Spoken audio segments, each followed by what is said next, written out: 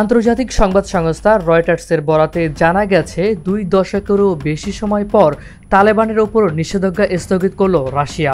এর ফলে আফগান নেতৃত্বের সঙ্গে মস্কোর সম্পর্ক স্বাভাবিক করার পথ সুগম হয়েছে।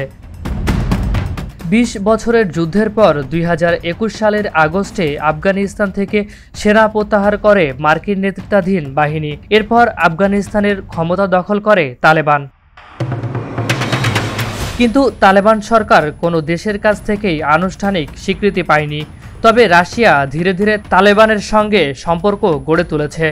রুশ প্রেসিডেন্ট ভ্লাদিমির পুতিন গত বছর বলেছিলেন, সন্ত্রাসবাদের বিরুদ্ধে লড়াইয়ে তালেবান এখন তার মিত্র। Россия не заинтересована в дезинтеграции Афганистана. Если это произойдет, вот тогда не с кем будет разговаривать. 2003 সালে রাশিয়া তালেবানকে সন্ত্রাসী সংগঠন আখ্যা দিয়ে নিষিদ্ধ ঘোষণা করে।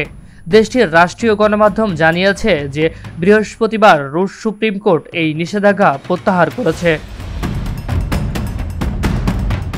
আফগানিস্তান থেকে মধ্যপ্রাচ্য পর্যন্ত বিভিন্ন দেশে ইসলামপন্থী জঙ্গি গোষ্ঠীর বড় ধরনের নিরাপত্তা হুমকির পরিপ্রেক্ষিতে রাশিয়া তালেবানের সঙ্গে কাজ করার প্রয়োজনীয়তা দেখছে।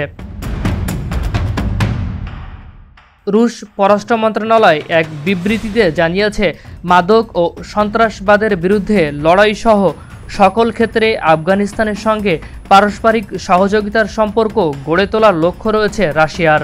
ইসলামিক স্টেটের স্থানীয় শাখার বিরুদ্ধে সামরিক অভিযানের জন্য আফগান সরকারের প্রতি কৃতজ্ঞতাও জানিয়েছে মস্কো।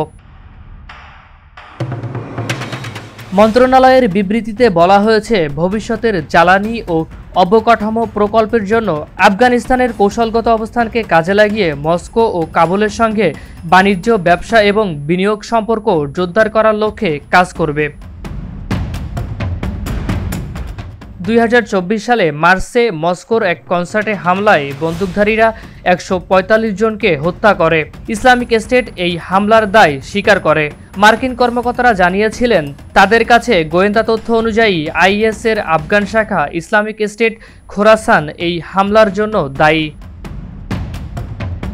পশ্চিমা বিভিন্ন কূটনীতিকরা অবশ্য জানিয়েছেন, নারী অধিকারের ক্ষেত্রে তালেবানের পথ যতক্ষণ না পরিবর্তন করা হয় ততক্ষণ পর্যন্ত তাদের আন্তর্জাতিক স্বীকৃতির পথ বন্ধ থাকবে।